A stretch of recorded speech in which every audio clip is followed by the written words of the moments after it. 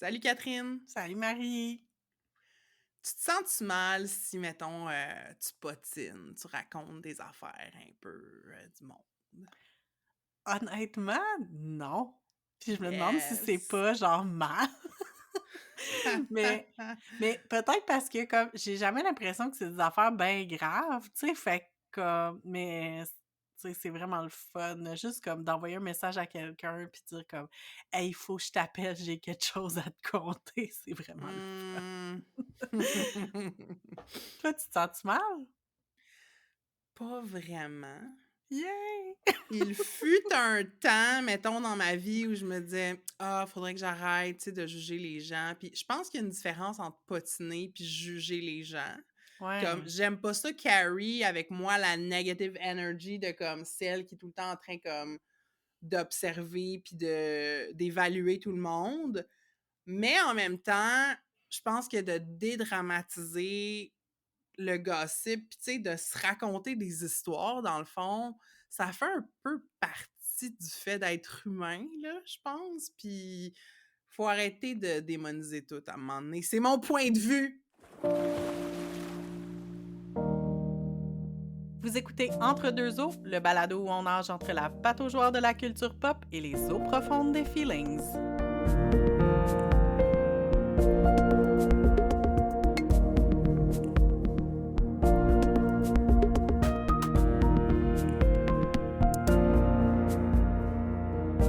Donc, on commence d'emblée, cher auditoire, en vous disant on a un agenda avec ce podcast-là. On veut réhabiliter le potin et Oh non le yeah! gossip. Ce n'est pas evil. Alors, c'est ce qu'on va tenter de démontrer avec cet épisode. Et on commence en force avec une entrevue avec Hugues Lefebvre-Moras, candidat à la maîtrise en architecture. Donc, Hugues va venir nous parler en ses qualités de grand intellectuel, mais aussi de personne queer sur, entre autres, la celebrity culture, puis la fonction sociale des potins dans certaines communautés marginalisées. En deuxième partie, Catherine et moi, on va explorer plus le potin dans une perspective féministe, puis entre autres le rôle des Whisper Networks comme moyen de protection des agressions. Puis, en dernière partie, un petit segment rapide et agréable de recommandations culturelles pour vous divertir, parce que le divertissement, c'est important.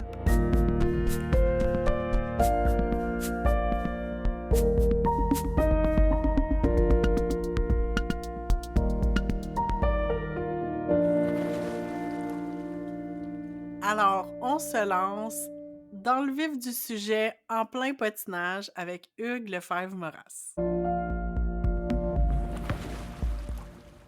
On est ici avec mon ami Hugues Lefebvre-Moras, et puis c'est au hasard d'une conversation dans notre quartier avec un café que j'y parlais dans le fond de l'épisode qu'on allait faire sur le patinage. Puis là, ben, il y avait des affaires super intéressantes à me raconter. Puis j'étais comme, hey, ça te tente-tu qu'on t'invite pour jaser de gossip?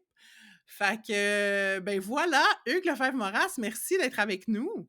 Allô, merci à vous de m'inviter. Je suis très content de pouvoir venir patiner avec vous sur ce magnifique podcast.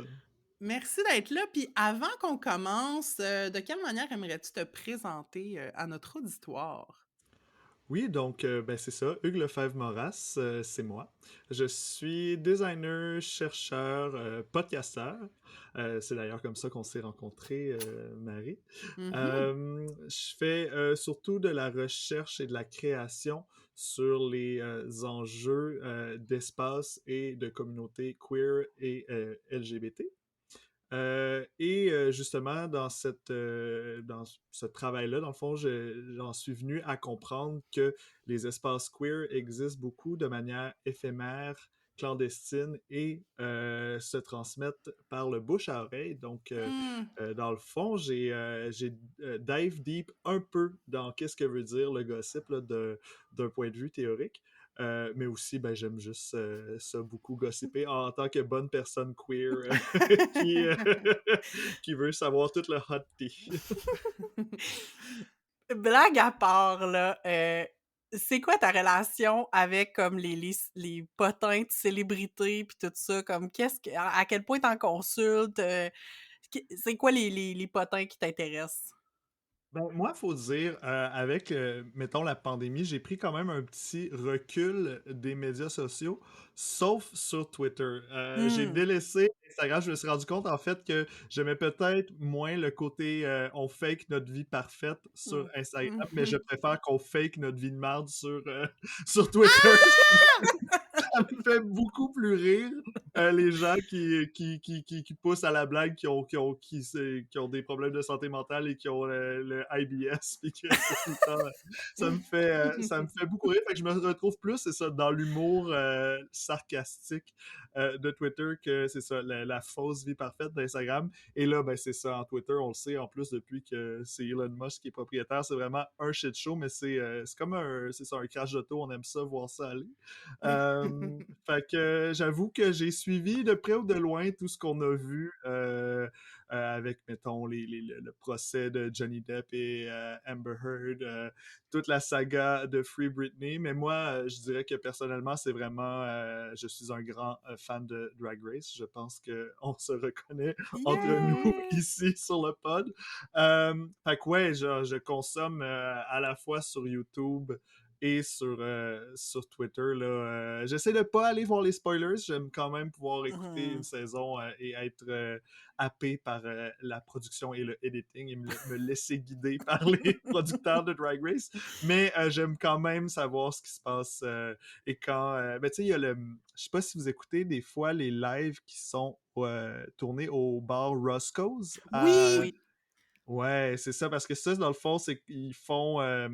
Ils écoutent les épisodes live quand ils sortent, mais il y a des queens qui viennent l'écouter avec le public. Puis c'est Mmh. souvent les queens qui sont présentement sur la saison. Ouais. Mhm. Puis là, ils viennent dire, puis là, ça joue avec les limites de leurs NDAs, là, des choses Mhm. qu'ils ont dit, qui ont signé légalement un contrat qu'ils n'auront pas le droit de dire, mais là, ils le disent quand même un peu. Quand on préparait cette entrevue avec toi, Hugues, tu nous disais que le gossip, c'est un peu la version bénigne, en fait, des conspiracy theories, tu sais? Puis j'aimerais ça t'entendre Ouais. là-dessus parce que là, on est un petit peu là-dedans dans Drag Race, comme c'est quoi qu'ils peuvent dire, qu'ils peuvent pas dire, tu sais? Mais c'est vrai que, tu sais, les conséquences de ça, ultimement, sont pas graves versus comme ah, qu'est-ce que docteur Fauci nous dit pas, puis qu'est-ce que Hmm, Santé Canada nous cache, tu sais? Fait que je pense que l'entre-deux de ça, c'est justement le mouvement Free Britney, tu sais? exact. Puis je sais pas si à quel point tu l'as suivi, mais tu sais, une fois qu'elle a été libérée de son, comment qu'on appelle ça? Son Conservatorship, ouais, son conservatorship, il y a le terme français que j'oublie là, Mise en mais tutelle, je pense. c'est oui, ça. une fois qu'elle est sortie de ça, il y a du monde qui croyait pas qu'elle était vraiment libérée, puis là, qui regardait comme obsessivement des photos de son mariage, puis sont comme: «Sont fake», puis, en tout cas, c'était toute une affaire. Intense. Ouais, ouais, ouais. Fait que parle-nous avec ton regard d'universitaire, full smart, là, déconstruis-nous tout ça. Pas de pression. Ah mon Dieu. OK, mais dans ce cas-ci, ma source, c'est aussi quand même un peu TikTok et les podcasts, là. Mais bon, c'est peut-être rendu légitime pour la recherche universitaire. Mais oui, non, t'as full raison, effectivement, parce que c'est ça, tu sais, il y a comme, j'ai l'impression qu'il y a des échelles de gossip, tu sais. Mmh. Il y a une échelle que tu gossipes avec ta meilleure amie autour d'un café, comme on l'a fait un peu, Marie, pour parler des trucs proches de nous. Puis là, après ça, il y a tout ce qui se passe sur les médias sociaux. Puis il y a comme un shift entre le gossip interpersonnel qui habituellement est fait pour rester privé, tu sais. Mais là, c'est ça, une autre échelle de gossip, en fait, qui est très public. Tu veux même publiciser ton opinion, tu sais. Ça devient les Mmh. hot takes.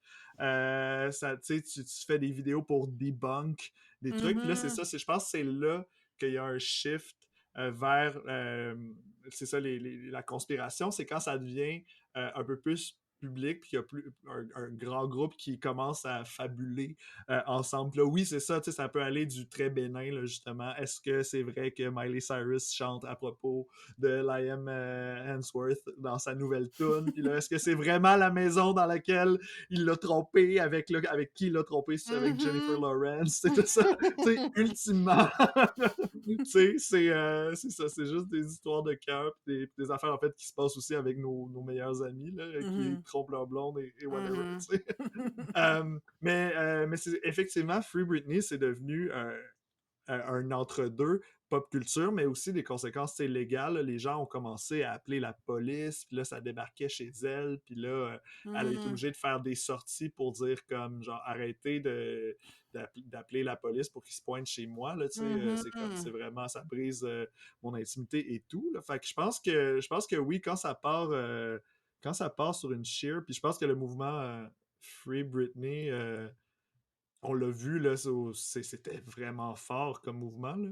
Oui, puis Des... ça a eu du bon puis du mauvais. C'est ça qui est weird, tu sais, c'est que c'est du monde qui ont commencé par décoder un peu ces stories qu'elle faisait sur Mhm, Instagram, puis était comme, OK, clairement, des fois, il y a des vidéos ou des photos qui sortent avec une caption écrite par Britney, puis mhm, il y en a d'autres que on dirait que c'est écrit par quelqu'un d'autre, fait que c'est quoi qui est en dessous de ça? Puis là, les gens ont uncover, puis ça a fini par une révocation de sa mise en tutelle. Mais là, c'est ça, c'est mhm, qu'après ça, les gens continuaient d'être obsessed puis de décoder ce qu'elle publiait de manière obsessive. Puis là, oh, on l'a vu dans un restaurant, elle avait l'air droguée. What does that mean? Elle est mhm. encore sous le contrôle de son mari. Euh, puis là, en fait, ce que j'ai compris après coup, c'est qu'elle a vécu une espèce de psychose parce qu'elle a décidé d'arrêter sa médication. Mhm, Puis elle a eu une mhm. période d'instabilité pendant quelques mois et pour éviter que ça remette en question sa liberté nouvellement Ben oui. acquise, son mari filtrait un peu des choses, Mhm. tu sais, évitait de trop la montrer pour pas que ça mette sa liberté en cause. Mais là, les gens étaient comme, ah, ben, dans le fond, son mari, c'est un puppet de sa famille. Puis c'est comme, tu sais, on n'a pas toutes les informations. Faut se garder une petite gêne des fois, Oui, je ben pense. c'est ça. Ben, le but du mouvement Free Britney aussi, c'était qu'elle soit libre et donc qu'elle puisse faire ce qu'elle veut, tu sais. Je me rappelle qu'il y a des gens qui étaient bien offusqués quand elle commence à poster des photos presque nues, puis que, mon Dieu, elle allait trop loin, nanana, mais c'est comme, non, non, mais le but, c'est que, justement, on voulait qu'elle soit libre, là. Fait que si elle décide de poster des photos d'elle nue sur la place avec juste des petits emojis qui viennent cacher aux bonnes places, c'était ça qu'on voulait qu'elle puisse faire, là. Être libre. Let Britney be cringe. Exactement. On a discuté ensemble en pré-entrevue, puis moi, une des affaires qui me venait en tête, c'est vraiment l'aspect storytelling du Mhm. gossip puis du patinage. Dans le fond, tu sais, on aime ça, écouter des histoires, raconter des histoires. Je sais pas ce que t'en penses, Hugues. Ben oui. En tout cas, moi, je pense aussi que c'est comme ça que j'ai appris mes skills de storytelling, que je les ai testés, tu sais. Hmm. Euh, Quand c'est ça, des histoires, c'est ça, comme je disais tantôt, du hot tea, ou quelque chose qui est arrivé. Puis là, tu vas voir, c'est ça, les personnes de confiance qui peuvent peut-être entendre une histoire plus crunchy qu'une autre, tu sais. Mais Ouais. là, tu sais, là, tu commences à raconter, puis là, tu commences à savoir où puncher, qu'est-ce qui va faire rire. J'ai l'impression que c'est ça, que ultimement, c'est quasiment devenu un style de stand-up en soi, tu sais, Hmm. de gossiper à propos de quelque chose. Ou si c'est pas du stand-up, c'est justement, comme on le disait, des fois, les debunk vidéos. Tu sais, quand même, il faut une trame narrative, tu sais, arriver. Quand est-ce qu'il va y avoir le punch, justement, tu sais, du secret qui arrive. C'est vraiment... il y a vraiment, dans le fond, une manière, une espèce de... C'est une forme narrative, en fait. Je pense que c'est ça, tu sais. Euh, Mhm. qui est vraiment le fun à maîtriser. Et justement, tu sais, si on aime ça, ben on la perfectionne. Puis ça devient une corde à notre arc pour se rendre intéressant. Tellement. Puis, tu sais, t'as parlé au début de ton mémoire, tu sais, puis de Mhm. le rôle des réseaux de communication alternatifs pour, dans certaines communautés marginalisées, en fait. Hem, puis en parlant, au début, tu disais, ben, tu sais, du fait que je suis queer, nécessairement, tu sais, je suis orientée vers le gossip. Peut-être dans la communauté queer, directement, qu'est-ce que tu vois comme étant les usages du potinage? Ben, je pense qu'il y en a nécessairement plusieurs, là. Je pense que c'est, ben, tu sais, c'est ça, le potinage, c'est une façon de faire confiance, premièrement. Fait que justement, pour créer des liens, tu fais confiance assez à quelqu'un pour t'ouvrir peut-être sur un sujet, justement, que tu n'aurais pas eu confiance de parler à tout le monde. Puis là, en retour, si cette personne-là te fait confiance aussi, ben, elle va s'ouvrir. Puis là, vous allez pouvoir co-construire tu sais, votre point de vue sur un sujet ensemble. Tu Mhm. sais, il y a comme un truc de vulnérabilité, tu sais, genre, d'approcher quelqu'un puis de dire, OK, là, je vais dire des affaires qui sont peut-être genre des unpopular opinions, mais là, on se crée un safe space, on se permet de patiner, puis là, on va pouvoir faire des back and forth, puis je suis curieux d'entendre ton point de vue pour voir si ça va faire évoluer le mien et vice-versa, tu sais. Mhm. Fait que je pense qu'il y a vraiment, c'est une manière c'est ça, d'apprendre à faire confiance, de créer des liens, de valider nos points de vue sur certains sujets. Fait que je pense ultimement, c'est vraiment comme un truc qui cimente la communauté, tu sais, de manière, c'est ça, peut-être alternative mettons, aux fameux, tu sais, les chicanes de famille dans les structures plus hétéronormatives. C'est dans le fond, les personnes queer, souvent, on se crée des familles alternatives. Fait que je pense que le Mhm. gossip vient Mmh. jouer ce rôle-là. Euh, qui peut être alternatif au justement quand tu reviens le souper de famille puis là t'entends tes parents qui chialent contre ton oncle ou quelqu'un là c'est comme mais là on fait ça de manière interne dans la communauté queer pour se créer c'est ça des espèces de liens de confiance puis des structures familiales puis tu sais ultimement ça vient je lisais tu sais pendant la pandémie il y a eu beaucoup d'histoires de shaming là, quand il a commencé à avoir les dénonciations là, des gens qui allaient dans le sud faire Ah des parties ouais! à Puerto Vallarta, tu sais, gays over COVID. Puis là, justement, on voyait des queens de Drag Race là, qui étaient partis en catimini, puis là, ils se faisaient outer. Bon, c'était un peu du blackmail, puis tout ça. Là. Il y avait une éthique peut-être louche, Ouais. mais en fait, ce que je me rends compte, c'est quand même que cette forme, ça, tu sais, j'en ai discuté beaucoup avec des amis, il y avait comme des camps, il y en a qui étaient comme, genre, qui étaient comme, non, non, on est en pandémie, là, c'est vraiment pas correct, c'est normal qu'il faut qu'on les shame. Puis là, il y avait l'autre côté qui était comme, genre, hey, on n'arrête pas d'être shamé en tant que communauté. Puis là, ça va créer encore un double standard. Puis là, les straights vont dire que les gays, majoritairement les Mmh. hommes gays, c'est ça, c'est comme, c'est des bêtes de sexe qui peuvent pas s'empêcher. Fait que là, ils sont super unhinged, puis ils font des trucs pas d'allure, comme des parties en temps de pandémie. Puis là, il y avait comme une comparaison avec le VIH, tu sais. Puis je pense qu'en fait, Mhm. il y a quelque chose dans le patinage qui vient rejoindre ces deux postures-là, tu sais. C'est comme, il faut faire attention, justement, pour pas que les personnes queer deviennent le bouc émissaire si ce patinage-là se rend jusqu'aux oreilles des straights, tu sais. Euh, Mhm. mais en même temps, il y a quand même un usage au shaming puis j'en parlais avec en fait des amis qui sont de culture autochtone. Puis en fait, quand le shaming vient d'un cercle de personnes dont tu cares, genre, ça devient plus le, Mmh. le roasting. Tu sais, se faire roast, là, un bien cuit Mhm. par les gens que t'aimes. Fait que dans le fond, tu sais, se faire Ouais. read encore, pour reprendre le langage des drag queens. Fait que quand ça vient, c'est ça, des personnes qui care pour toi, puis tu cares de leur opinion, mais là, ces espèces de réseaux de patinage-là, bon, va comme t'inciter à changer des comportements. Fait que c'est une forme de justice réparatrice, en fait. Mmh. Fait que je pense que le patinage intra-communautaire euh, peut servir à ça dans les communautés queer aussi, genre.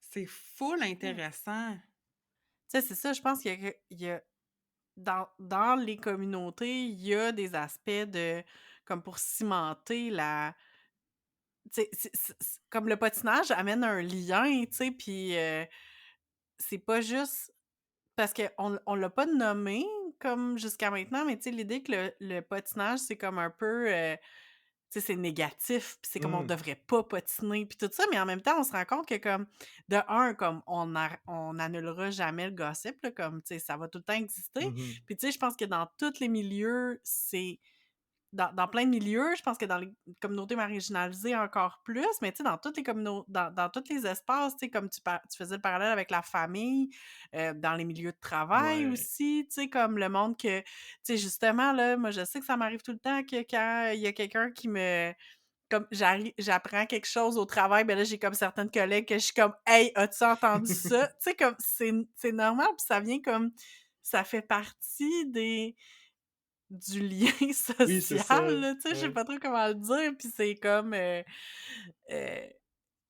c'est ça, c'est pas puis je trouve ça intéressant de voir comme, tu sais, même des aspects qui sont plus, tu sais, je pense qu'on amène souvent l'idée qu'on parle dans le dos du monde, Mhm. genre, puis là, on devrait pas parler dans le dos du monde, mais en même temps, on s'entend qu'on veut pas dire tout ce qu'on pense à tout le monde tout le temps parce que comme la société éclaterait. Ouais! Puis, mais cet aspect-là de comme tu sais, tu peux comme justement le dire: «Ah ouais, là, mais là, t'as-tu vu ça?» Mais là, après ça, ça permet, tu sais, l'exemple que tu donnais tantôt, Hugues, sur les personnes qui étaient allées dans le sud pendant pendant les mesures de confinement, puis tu sais, de dire ça amène le débat, tu sais. Mhm. À la limite, il y aurait peut-être pas eu le débat s'il y avait pas des exemples concrets sur lesquels on veut parler, tu sais. Mhm. Je sais pas ce que vous en pensez, Ben, moi, mon avis là-dessus, c'est que, puis c'est après avoir vu, des vidéos TikTok sur le sujet, entre autres, là, que je me suis rendu compte que, hem, justement, des utilités du patinage, parce que c'est ça, c'est très mal vu, tu sais, dans la culture chrétienne, comme on ne médite pas. Je pense que c'est comme un des commandements, là, genre.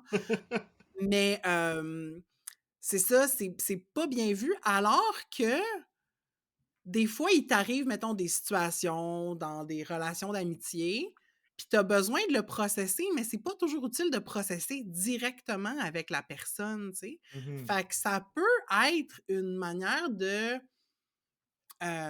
réduire ou de prévenir les conflits ou de préparer mieux les conflits, de juste comme le processer, out loud avec quelqu'un d'autre, tu sais? Puis, Mhm. ça me fait rire, je me rappelle de, je pense que c'est Vincent, notre invité, Vincent, du podcast Mental Health Much, qui disait que les thérapeutes, c'est un peu des gossip doctors. Oui. mais je t'ai envoyé un TikTok Oui! là-dessus comme hier.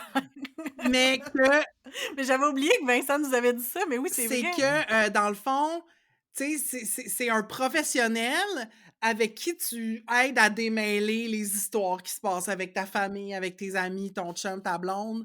Hem, Fait que je pense que c'est sain, puis, je pense que le thérapeute est, pas perçu aussi négativement parce que c'est comme si là, on parle à un parti neutre, tu sais? C'est ça. Mais qu'est-ce qui est si mal de parler à quelqu'un qui est peut-être pas aussi neutre, Mhm, mais qui va t'amener une perspective qui est pas exactement la tienne, tu sais, qui va te permettre de peut-être voir la situation sous un autre angle mhm. ou de te confirmer des instincts que tu as à propos d'une personne. Mhm. Ouais. Non, tout à fait. Avec quelqu'un qui est, justement, comme tu le dis, pas 100% nerd. Fait que des fois, son input sur la situation, vu qu'il qu'elle connaît Ouais! le contexte, ça aide. Des fois aussi, t'as juste besoin d'être validé, tu sais. T'es comme, là, je vais gossiper, Mhm, puis t'es obligé de prendre mon bord. Là, je veux juste que quelqu'un valide. Là. Je vais ventiler, tu prends mon bord. Des fois, ça m'arrive, tu sais, je veux juste ventiler avec quelqu'un, puis là, la personne commence à jouer à l'avocat du diable. Je suis comme, non, non, là, c'était ouais. pas ça que Non, non. j'avais besoin en ce moment.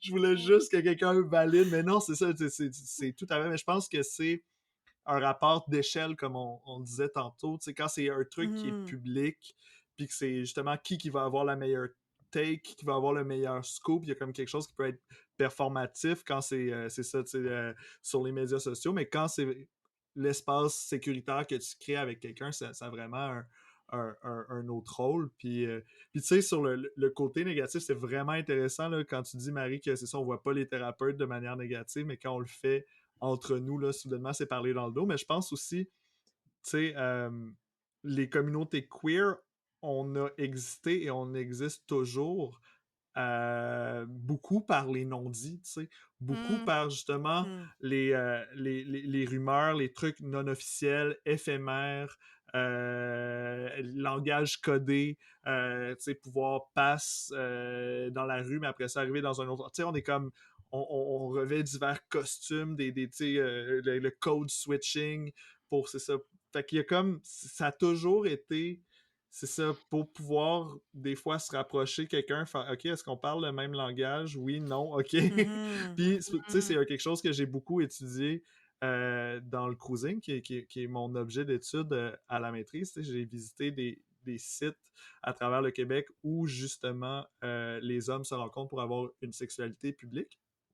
Puis c'est vraiment, tu sais, ça existe partout en province, mais c'est vraiment loin du village à Montréal où ce qu'on a planté des drapeaux pour dire oui, oui, c'est vraiment ici qu'on existe, tu sais. Les sites de cruising, c'est vraiment des espaces non officiels éphémères qui se déplacent selon les saisons et la répression. Moi, Mhm. j'arrivais, tu sais, Mhm. pour construire ma banque de données, les sites que je voulais visiter, mais j'avais juste accès à des non-dits. Tu sais. C'était Mhm. juste de la Mhm. rumeur, juste du gossip. Ouais. Semble-t-il qu'à Rimouski, il y a telle affaire à telle place. Semble-t-il qu'à Chicoutimi, il y a telle affaire à telle place. C'est ça, c'est comme ça fait partie intégrante de nos communautés parce qu'on n'a pas eu le choix d'exister comme ça pendant bien avant qu'il y ait des villages, en fait. Mhm. C'est vraiment intéressant, puis ça me fait penser, puis là, je me souviens plus si on en a parlé une seule fois dans le podcast, mais Marie et moi, on est allés voir le spectacle Ciseaux. Oui. Mhm, Mais tu sais, c'est un spectacle de théâtre documentaire mhm, sur l'histoire queer et spécifiquement lesbienne de Montréal. Mais il y avait de ça aussi, là, tu sais, comme parce que je trouve que dans cet aspect-là, puis dans le fait de faire de la recherche sur des non-dits, mais il y a comme cet aspect-là aussi de visibiliser ces espaces-là qui mhm, sont comme Mhm. pas connus. Puis euh, je pense à toutes les entrevues qui ont réussi. Ben, en fait, les deux personnes, Mélodie Noël Rousseau puis Geneviève Labelle, qui ont fait ce show-là, qui ont réussi à avoir accès à des mhm. archives d'un collectif radical, voyons, comment on appelle ça, séparationniste, c'est ça Ouais, qu'on dit? séparatiste lesbien. Mhm. Ouais, séparatiste lesbien, en Estrie, je pense, ou dans les Laurentides, en tout cas, tu sais, en Ah, yes. campagne, puis tout ça, puis ils ont eu accès à leurs archives, mais en même temps, c'était comme full compliqué parce qu'en quelque part, c'était pas... Tu sais, on s'entend que c'est comme des archives pour ce mouvement-là, super gardées, comme, tu sais, leur but à ce collectif-là, c'est pas d'aller mettre ça sur YouTube, là, tu sais, on Mhm. s'entend, là, c'est des archives super personnelles, mais que là, les personnes qui ont fait le show Ciseaux, ils ont été capables d'avoir accès à ça pour pouvoir construire Uh-huh. l'histoire queer qui est tellement non, et lesbienne qui est tellement non dit, tu Oui, sais. oui, oui. Est-ce que dans le contexte justement queer, est-ce qu'on veut que ça reste de l'informel ou à quel point on veut visibiliser ça? Parce que je me dis comme mettons visibiliser comme je sais pas dans ton mémoire si t'as tu sais comme si tu parles de lieux éphémères comme tu veux est-ce que tu les nommes spécifiquement? Mhm. Est-ce que tu veux les visibiliser à ce point-là? Parce que ça peut mettre comme les visibiliser peut les mettre en danger ou les compromettre. Fait que tu sais, à quel point est-ce qu'il faut que ça reste du gossip puis à quel point on veut que ça Ouais. je sais pas je sais pas si ma question est claire, là, mais tu sais, à quel point on veut que ça reste du gossip puis Mhm. qu'on veut pas que ça soit visibilisé, justement, là? Ah, mais mon Dieu, tu poses une question en fait qui m'a été posée dès le début de mon mémoire. Fait que Mmh. c'est de OK. justement, tu sais, mettre sur la carte, tu sais, parce qu'ultimement, c'est ça, étant en design, en Mmh. architecture, Ouais. je cartographie, moi, le plan, Ouais. tout ça, c'est mes outils de travail.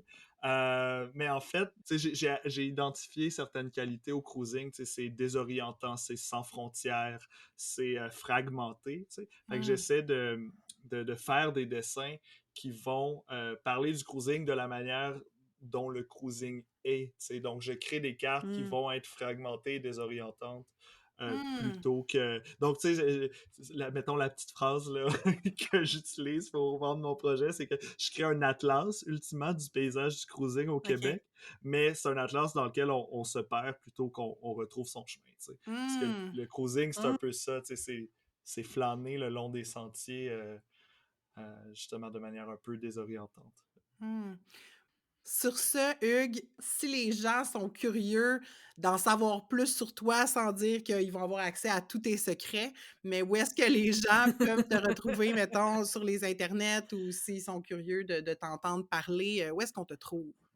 Ben là, je suis en train, je suis à quelques jours de déposer mon mémoire de maîtrise. Donc, ça va s'en venir très bientôt. Mais le 18 mai, avec deux collègues de l'UQAM et un invité de Toronto, on est quatre chercheurs, chercheuses, en fait, à travailler sur le cruising, ce qui peut être surprenant. On pourrait croire que le cruising est un sujet niche, mais là, il y a trois étudiants et étudiantes de l'UQAM qui travaillent là-dessus en même temps dans trois départements différents. Donc, on va faire, c'est ça, une espèce de meeting, conférence multidisciplinaire pour montrer l'avancée de nos recherches. Donc, ça, c'est le 18 mai à 16h à l'UQAM.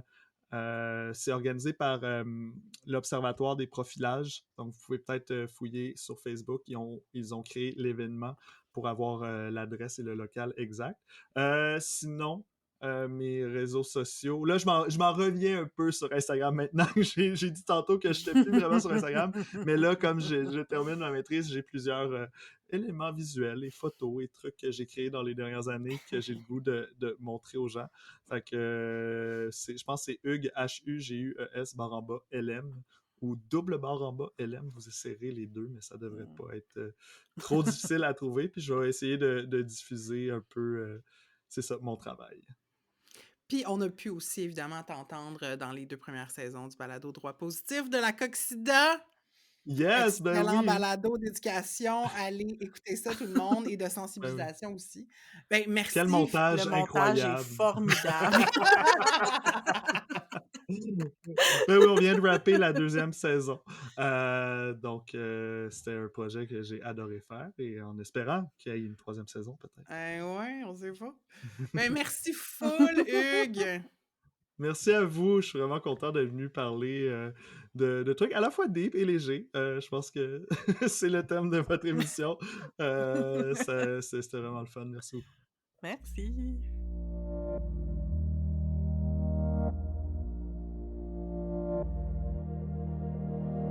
Merci encore une fois énormément à Hugues Lefebvre-Moras. C'était vraiment le fun de le rencontrer et aussi de parler de gossip avec lui. C'était vraiment cool. Puis, un des points que j'ai retenu par rapport à ce qu'il disait, c'était le fait que à quel point, tu sais, le gossip est important pour l'histoire orale. Puis, quand Marie et moi, nous avons fait des recherches très exhaustives sur l'histoire du gossip, on a décidé de faire une étude de cas, puis on a écouté plein de TikTok à propos du gossip. Donc, c'était notre étude de cas. Puis c'était un des points qui revenait là, dans un des TikTok qu'on a écouté, justement, là, l'histoire orale faite par le gossip. Mhm. Puis j'ai envie de t'envoyer la question, Marie. Pourquoi les gens gossipent? Pourquoi les femmes en particulier gossipent ou Mhm. les communautés marginalisées? On l'a vu dans l'entrevue avec Hugues, évidemment, là, un peu le rôle du gossip dans la communauté queer, mais pourquoi les femmes gossipent? Ben, c'est sûr que, tu sais, c'est comme je pense déjà le patinage, c'est pas vu comme étant un sujet sérieux. Fait que je pense Mhm. pas qu'il y a des milliers d'études là-dessus. Donc là, ce qu'on dit, faut le prendre avec un grain de sel. Mhm. C'est une opinion informée, comme on dit, par comme des TikTok qu'on a vu circuler, mais je trouve qu'il y a de quoi là-dedans. Puis entre autres, une créatrice disait, tu sais, pourquoi le gossip a été démonisé par les élites, politiques et culturelles, c'est que, ben, les personnes en situation de pouvoir voulaient pas qu'on raconte des choses, désobligeantes à leur endroit, tu sais. Mhm. Les personnes marginalisées, les femmes pouvaient comme raconter entre elles: «Ah ouais, mais un tel, on le sait que machin, machin». Puis, et donc, à cause de ça, les personnes en position de pouvoir ont décidé de faire passer cette idée-là que, ben, le patinage, c'est mal, puis c'est pas beau, puis c'est, je sais pas, c'est commun, puis c'est pas assez bienveillant. Fait que, Mhm. mais moi, je pense que sais, ce qui revenait dans plusieurs TikTok, c'est que c'est comme ça qu'on se passe les codes sociaux. C'est en Ouais. faisant du gossip. Tu sais, c'est comme, il y a un créateur qui disait, si je te raconte ce qu'une telle personne a fait en disant, hey, c'est vraiment de la merde ce que telle personne a fait, c'est comme annoncer à l'autre, ben moi, je ferai pas ça. Tu sais, Ouais. ça fait pas partie de mes valeurs, mettons. Je pense qu'il y a une différence entre gossip avec nos amis pour comme valider notre perception sur des situations ou des choses comme ça, puis, tu sais, comme des formes de gossip qui sont comme publiques, là, tu sais, comme mettons les journaux à potins, puis les comme Mmh. partager de l'information comme ça, tu sais, sur d'autres personnes, tu sais. Quand on le fait entre nous, avec des personnes proches, avec en lesquelles on a confiance, ben c'est pas, je veux dire, c'est pas comme si tu publiais là, l'information ou même que tu faisais un post public sur les réseaux sociaux, tu sais, fait que ça a quand même cette fonction-là comme, selon moi, c'est comme moins, c'est pas de la médisance, là, tu sais. Mmh. Mais non, c'est ça, c'est pas la médisance, mais tu sais, je trouve aussi que le patinage de célébrités a mauvaise presse, puis Ouais. moi, ça m'intéresse, le gossip de célébrités, pas à outrance, mais Mhm. comme j'achète des fois des magazines comme à la caisse à l'épicerie, puis j'écoute des podcasts de gossip, puis comme je m'intéresse moindrement à la celebrity culture, parce que c'est comme pour une autre raison Ouais, complètement que le gossip avec des amis, c'est parce que c'est détaché de moi. C'est ouais. comme un soap, tu C'est sais? ça, c'est des personnages. C'est ça, c'est la vie des gens riches et célèbres, là, tu Ouais, sais? ouais, ouais. Puis, je pense que il y a un côté peut-être rassurant, là, j'émets une hypothèse, là, que je crée en ce moment avec vous, mais tu sais, je sais pas si tu as déjà vu dans le magazine Us Weekly, il y a une page genre Stars, they're just like us, tu sais? Puis, d'entendre parler de la vie des célébrités, oui, des fois, c'est comme tellement loin de notre réalité que ça nous fait comme rigoler, mais il y a aussi, tu sais, ils vivent des heartbreaks, ils perdent un parent, ils perdent un chien, ils ont une chicane avec leurs voisins parce qu'il faut qu'ils coupent l'arbre dans leur cour, comme Mhm. ça les humanise un peu, puis je pense qu'on a un peu besoin de ça, de se rassurer que les gens qu'on voit à la télé, dans nos médias, sont pas si éloignés de nous. Je pense Ouais, que c'est comme rassurant au niveau humain, peut-être? Que, tu sais, genre, leur richesse puis leur célébrité ouais. les coupe pas des problèmes du reste du monde. Non, c'est clair, puis je pense, moi, tu sais, j'achète moins c'est vraiment rare, j'achète des journaux à potins, mais tu sais, moi, je vais suivre certaines célébrités sur Instagram, par exemple, puis tu sais, dont des célébrités québécoises, tu sais, je pense à Marina Orsini, tu sais, que je trouve juste ça comique de voir ce qu'elle poste, puis des fois, je vais être comme « Oh mon Dieu! » Puis tu sais, c'est vraiment une madame, là, qui poste des affaires, des fois, que c'est comme des photos de chiens devant un coucher de soleil, puis genre avec une petite pensée, puis je trouve ça fucking drôle que c'est Marina Orsini qui a posté ça, puis je sais pas, mais tu sais, ça, c'est pas. Tu sais, ben, en fait, c'est pas du gossip parce que ça vient d'elle, sauf qu'après ça, le bout gossip, ça va être comme que moi, je vais comme te l'envoyer pour faire check qu'est-ce que Marina Orsini elle a posté. Tu sais. C'est un peu ça, mais tu sais, ça humanise les personnes, puis c'est souvent. Moi, tu sais, je vais suivre des personnes que je trouve comme positives, puis que je trouve qui ont l'air smart, là, tu sais. Fait que je suis comme, ah, je trouve ça drôle de voir comme leur réno de cuisine ou genre leur verre de vin sur le bord de la piscine ou je sais pas quoi, là, comme, tu sais. Mhm, Mais mhm. très, très, très normal puis très matante souvent, là, mais c'est Ben, c'est ça, drôle. ça gère un petit côté voyeur aussi, je Mhm, pense qu'on ouais. a par rapport à, tu sais, des gens connus, tu Mhm, sais? Puis c'est intéressant quand ça vient d'eux parce que là, ouais, c'est comme du voyeurisme acceptable. Tu sais, on n'est pas en train exactement. d'aller fouiller, tu sais, de ressortir tous leurs détails ultra secrets, Ben là, non, tu c'est sais. ça. Mais je me demande, malgré notre désir sincère de réhabiliter le potin avec cet épisode, Catherine, est-ce qu'on voit quand même des aspects négatifs au patinage? Quand est-ce que ça verse dans le malsain? Est-ce qu'on veut tracer une ligne? Discuss. Ouais. Mais c'est difficile, je trouve, comme je trouve que ça. Ben, comme je disais tantôt, je l'évoquais un peu, mais tu sais, comme justement, tu sais, quand ça finit par être dans des espaces qui sont comme publics ou semi-publics, comme les réseaux sociaux, mettons, puis que ça tombe un peu dans la médisance, je trouve que c'est là que la zone devient grise parce que, Mmh. hem, sais, on a parlé des fonctions du gossip, puis une des fonctions, quand même importantes, c'est de ce qu'on va appeler les whisper network, tu sais, cette idée de comme donner de l'information, heu, notamment sur des personnes de qui on devrait se méfier, tu sais, puis on l'a vu beaucoup dans le mouvement MeToo, les listes de présumés agresseurs ou des posts disant comme «Méfiez-vous de telle personne», tu sais. J'ai l'impression que on est comme dans une période où ce que ces whisper networks-là sont de moins en moins chuchotés et de plus en plus criés et visibles. Mmh. Puis je veux pas dire, tu sais, je veux vraiment pas juger puis dire que c'est pas correct. C'est juste que ça nous amène dans une situation où on doit se je pense que ça questionne, là, tu sais, là, l'ampleur de ça parce que, en c'est ça, tu sais, des histoires de, mettons, tu dans une école, t'es dans un milieu de travail, puis t'entends tu sais, les filles se disent entre elles, les filles se disent entre elles: «Fais attention à tel prof, à tel collègue, arrange-toi pour pas être tout seul avec», ce genre d'affaires-là. Tant que ça se fait en bouche à oreille, en cachette, ça a l'effet de protection.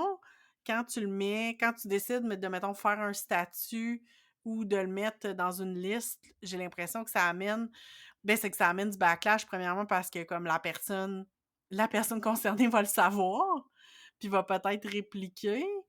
Mmh. Mais encore là, tu sais, je veux vraiment pas dire que je juge ou que je pense que la pratique est pas correcte de passer par les réseaux sociaux parce qu'en quelque part, ça ouvre à un plus grand espace, là, tu sais, là, en fait, plus de personnes qui peuvent être mis au courant, mais ça contribue à shamer la personne sur la place publique, puis ça peut amener des conséquences, qui sont justifiées ou pas, là, comme c'est pas ça mon point, mais Mmh. c'est plus de je pense qu'on va devoir, comme société, se questionner sur ça, je Mmh. pense. Parce que c'est pas la même teneur, selon moi. Ça a pas le même impact de par le fait que c'est visible par tout le monde, puis Mmh. notamment la personne qui est visée là, par des accusations, là. Mmh. Moi, pour vrai, ma tête est tellement pas faite par Ouais, rapport à ça, là. Je sais que quand, mettons, la liste, puis même, je pense qu'il y avait un compte Instagram qui était sorti ouais. comme «Nomme ton agresseur», je me rappelle plus comment ça Mmh. s'appelait. Moi, j'étais comme «Yes, bravo», Ouais. comme sortons-les les noms, puis arrêtons de se cacher pour dire ces affaires-là, puis Ouais. protégeons-nous pour vrai. Mais je pense que ce premier réflexe-là était, entre autres, animé par une grande méconnaissance de l'appareil, tu sais, légal, Ouais. juridique, là. Parce que moi, je sais pas du tout ce que ça peut faire pour décrédibiliser, une victime de Mmh. faire ça. Je sais pas c'est quoi même que je suis certaine que les gens qui partent ce genre de page-là ont des très bonnes intentions. Hem Mmh. Oui, Tu sais, oui. ça peut des fois entraîner des conséquences négatives pour elles. Quel est leur fact-checking aussi? Puis je suis Mmh. pas genre la fille qui va pleurer sur le fait que Julien Lacroix peut plus faire de pestac là, Non, fuck non. all, OK? Mais, tu nommé tantôt, tu sais, le shaming, puis, moi je sais que sans connaître tous les tenants et aboutissants de cette, manière de faire-là, je pense que la justice réparatrice, c'est the voie, là, tu comprends? Mmh. Ouais, ouais. Heu, on est tellement pas là avec notre système à l'heure Non. actuelle, mais tout le temps rentrer dans une logique comme us versus them, puis on individualise des problèmes d'agression qui sont en fait des Mmh. enjeux de culturels et de société, tu sais? Ouais. Il y a comme quelque chose qui pour moi règle des problèmes, mais à très court terme, tu Ouais, ouais, sais? ouais. Fait que j'ai pas la solution, là, puis je suis pas en train de dire que ça devrait pas exister, mais ça questionne, puis tu as raison de Ouais. dire que comme société, il y a des affaires ça nous pointe vers des Ouais. choses qui marchent pas, puis il faut qu'on décide de meilleures manières de communiquer entre nous, de se Mmh. protéger entre nous, puis de tenir les gens accountable qui Ouais. posent des gestes qui sont criminels, tu sais. Ben, c'est ça, puis, tu sais, je pense que ce qui m'inquiète le plus là-dedans, tu sais, parce que comme tu dis, moi aussi, là, quand les pages ont sorti de «Nomme ton agresseur» ou tout ça, tu sais, j'étais là-dessus, je regardais ça, je regardais les listes, tu sais, puis j'étais comme: «Yes, on libère la parole, c'est génial!»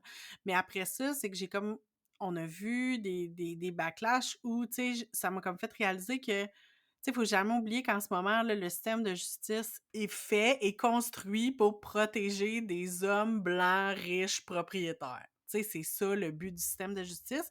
Puis des fois, on voit passer des jugements puis des résultats de cours qui sont effectivement pour protéger ces Mhm. gens-là, tu sais.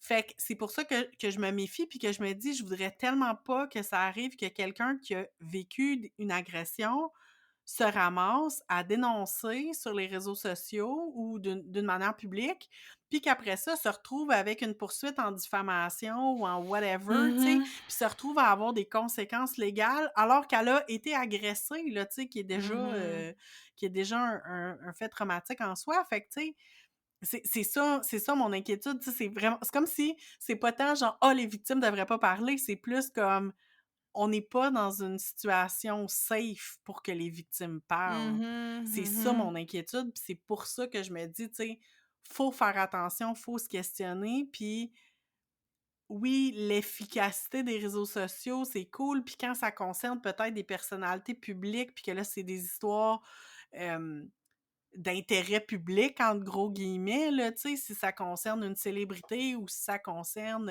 un enseignant ou un coach, de sport tu sais, qui est en vue dans une communauté, ben, OK, oui, que l'information sorte, mais en tout cas, tu sais, c'est ça, j'essaie moi aussi, là, tu sais, de ramasser mon Ouais. idée par rapport à ça, mais c'est ça, je veux tellement pas qu'il y ait encore plus de conséquences sur des personnes qui ont déjà été victimes, qui ont déjà passé à travers des expériences horribles, puis que là, en plus, se retrouveraient avec des conséquences alors que c'est pas de leur faute, tu sais?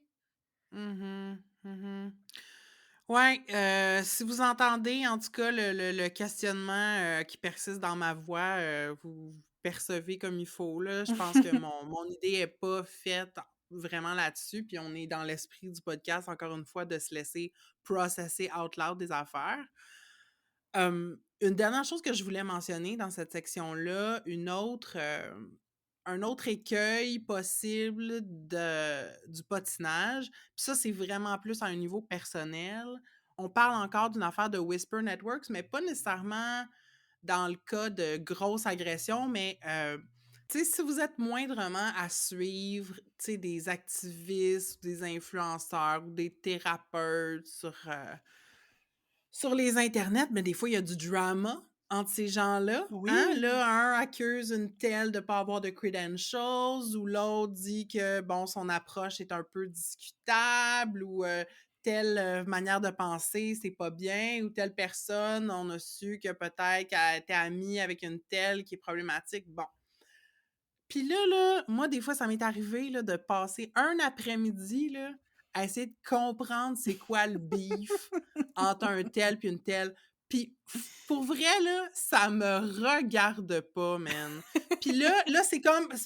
Moi, dans le fond, c'était une manière pour moi de me protéger, mais de potentiellement pas me faire accuser de suivre quelqu'un de problématique, tu sais? Parce que Ouais, je comprends. là, faut comme déterminer, là, c'est qui la bonne personne à suivre, puis il faut Mhm. prendre pour qui dans ce conflit-là, puis je suis comme tellement tannée de tout ça, comme moi, si ça a pas été comme amené à mon attention directe, puis si j'ai pas une raison valable d'haïr quelqu'un, jusqu'à preuve du contraire, je vais continuer de la respecter. Je vais peut-être me méfier un peu, mais je Ouais. vais pas la bannir, je vais pas arrêter de la suivre comme si tu m'énerves, j'arrête de te suivre, that's it, that's all. Mais je vais pas commencer là à essayer parce que en fait, ça devient des maps puis des constellations Ouais. qui sont comme impossibles à suivre.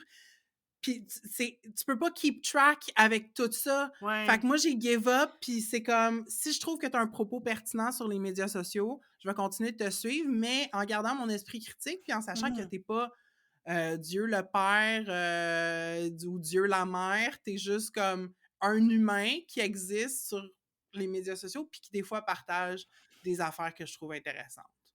Ben, c'est ça, mais en même temps, tu sais, j'ai l'impression que ça vient titiller notre aspect comme détective, là. Tu sais, moi, Ouais. je sais exactement de quoi tu parles, comme de ce genre de situation-là, puis que, tu sais, combien de fois, justement, moi aussi, là, tu sais, je vais essayer de remonter, comme tu vois, c'est que tu vois tout le temps comme le vidéo qui est comme dans le milieu du beef, puis là, t'es comme, attends, mais c'est quoi le beef? Comme, d'où ça part? C'est qui ces gens-là? Puis tu sais, des fois, c'est parce que tu crois...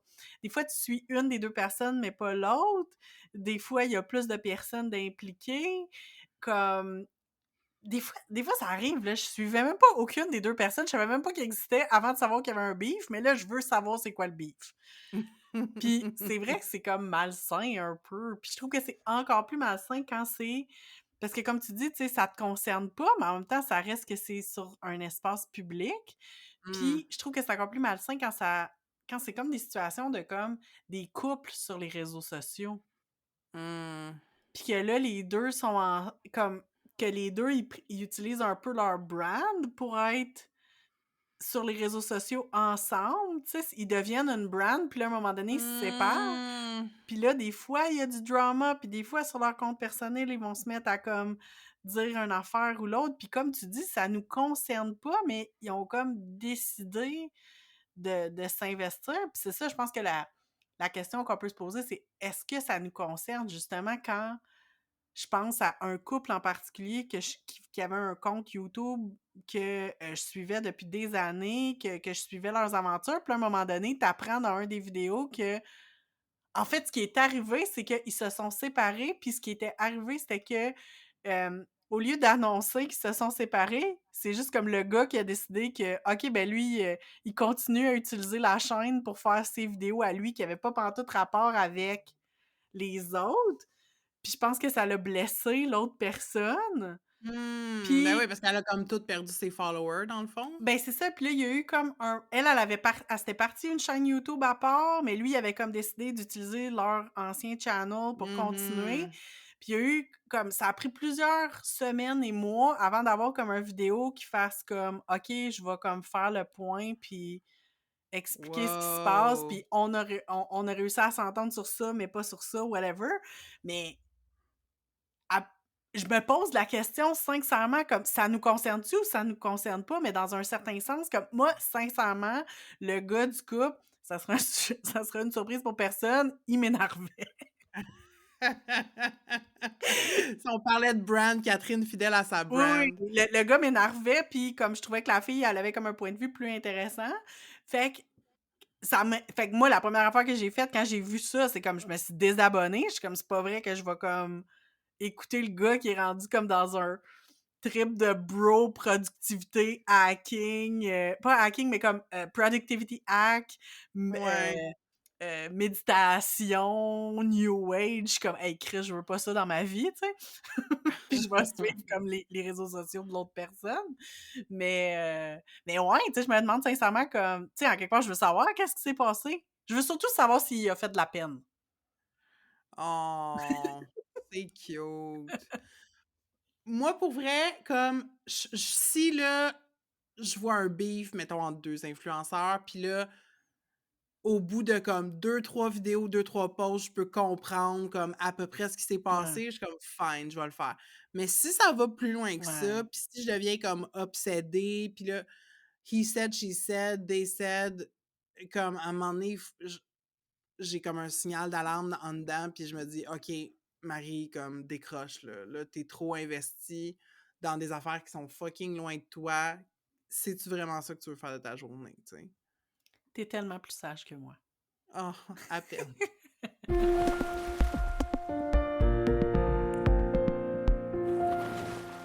On est arrivé en dernière partie. On espère que vous avez apprécié nos conversations, décontractées et in process, à propos du gossip.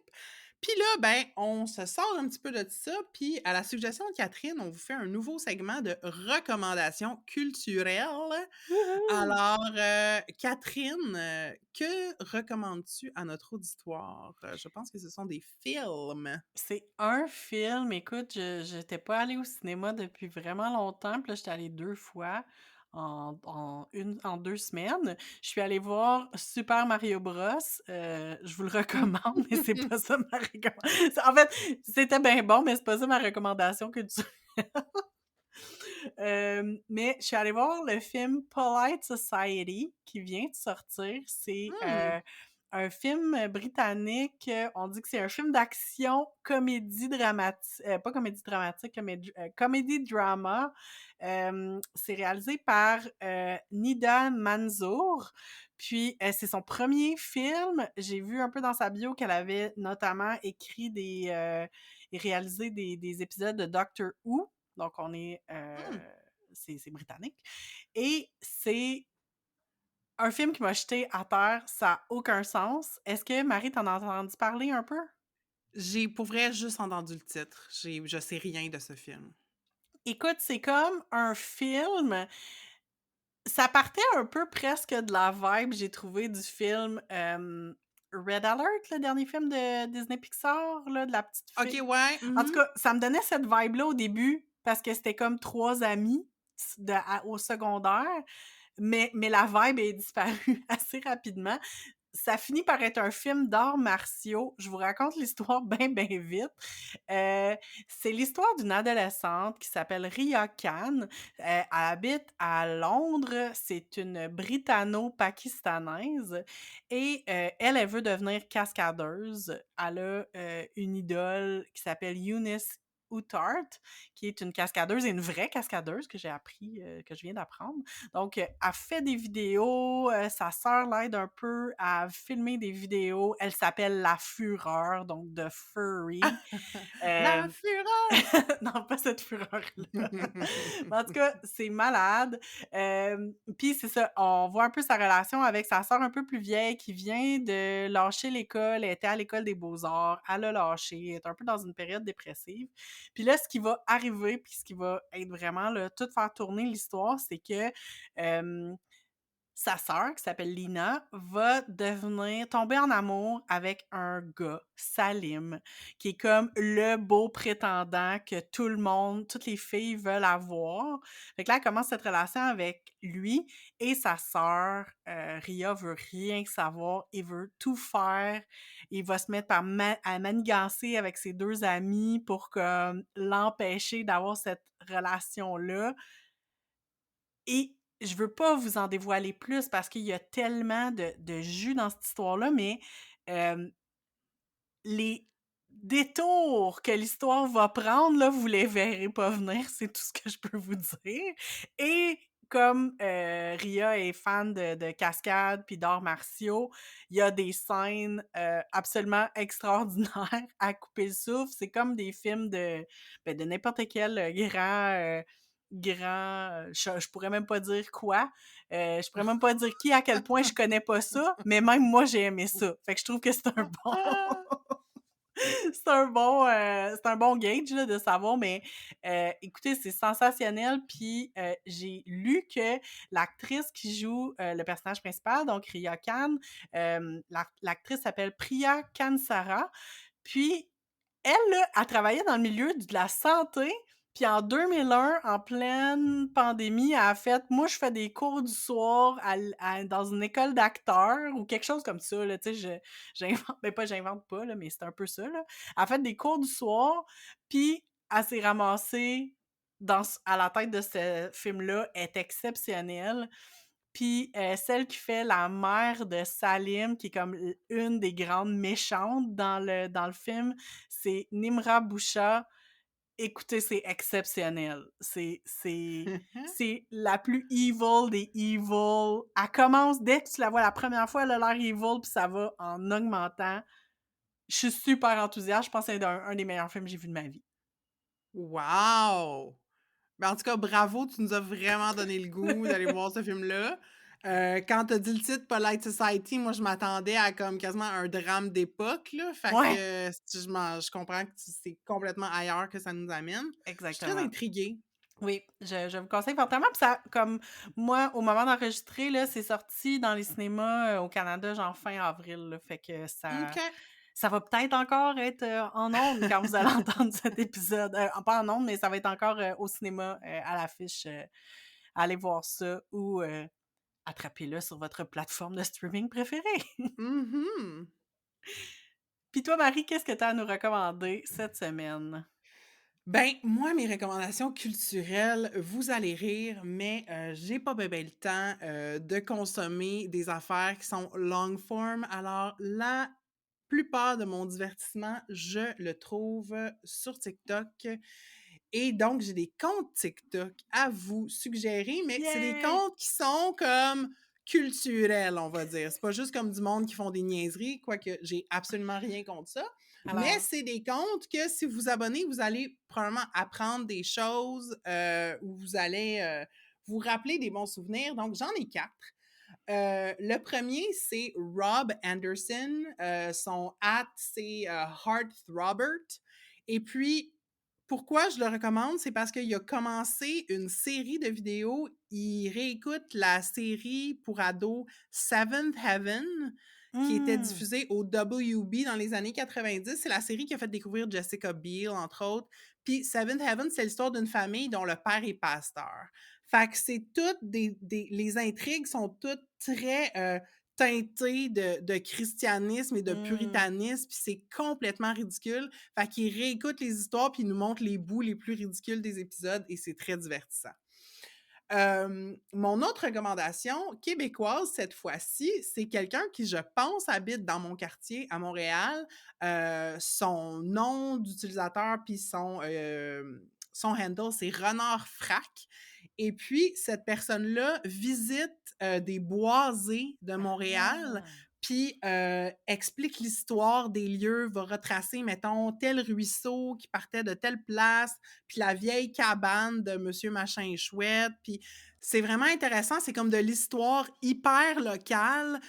Moi, je suis toujours charmée de voir ces vidéos dans mon fil, puis c'est des vidéos un peu long form, là, des fois comme 5 minutes de la shot, mais c'est super intéressant pour voir, tu sais, comment le paysage urbain s'est transformé au cours des 150 dernières années avec l'industrialisation, l'étalement, tout ça. C'est super intéressant. Donc, Renard Frac. Troisième recommandation, puis là, c'est vraiment la 80s baby qui parle en moi. C'est un gars qui s'appelle Matt McCarthy.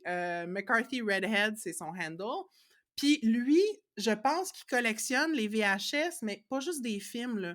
Il va acheter des fois des batchs de VHS du monde qui ont tapé de la télé. Oh Puis là, il écoute wow! ça. Puis là, des fois, il est comme, OK, Mystery VHS, on écoute ça ensemble. Puis là, il le met Ah! dedans, puis là, comme, il sort les meilleurs bouts de ce qu'il a vu. C'est vraiment le fun. Puis hier, entre autres, j'ai regardé une vidéo qu'il a publiée qui disait comme toutes les pubs dans les années 80, c'était des musicals quasiment. Là, il illustrait ça d'exemple, à quel point c'était comme des productions musicales élaborées, les publicités télé dans ce temps-là. Et dernière suggestion, c'est un compte de bouffe.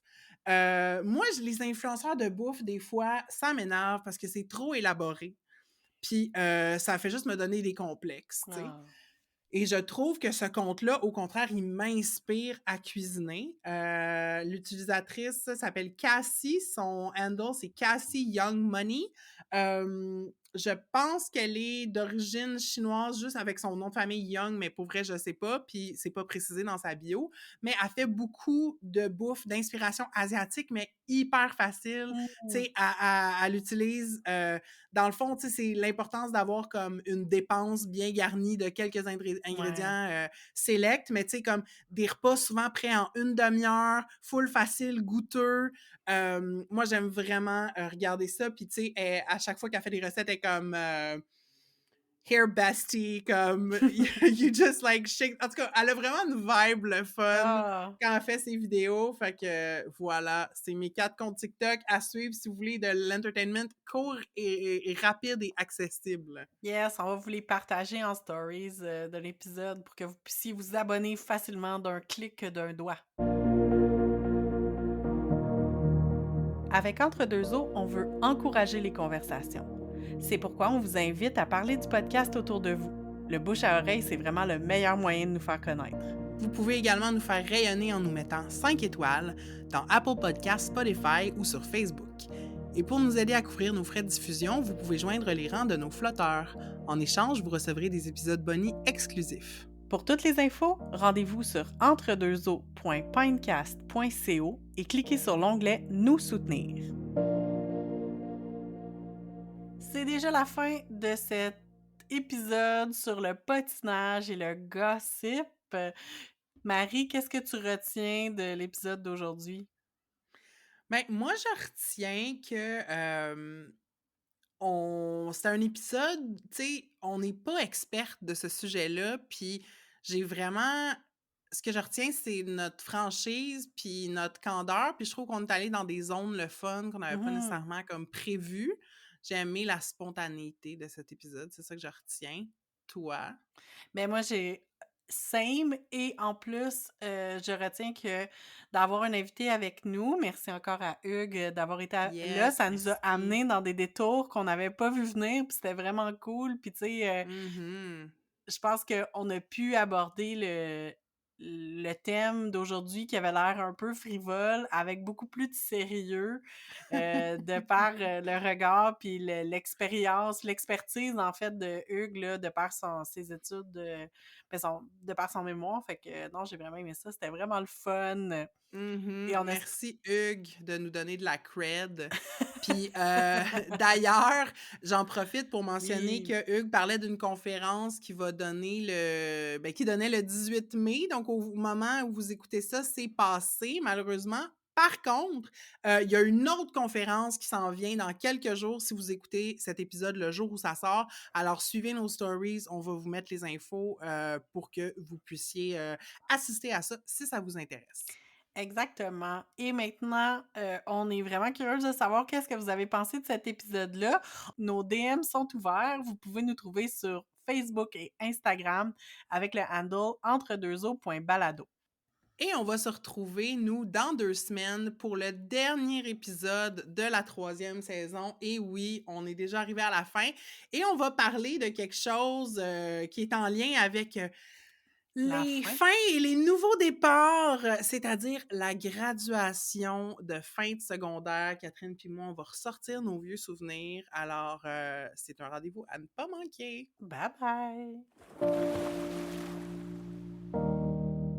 Entre-deux-eaux est une réalisation de Catherine Ploufjeté et de Marie Larochelle.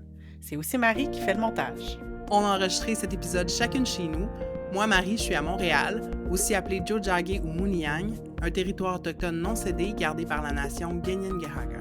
Et moi, Catherine, je suis à Québec, ou Wendake Nion-Wensayo, des terres qui font partie du territoire traditionnel non cédé des Wendat. Merci à Roxane de Carufel pour notre visuel et à Antoine Bédard pour notre thème musical. Ce balado est une idée originale de Catherine et Marie.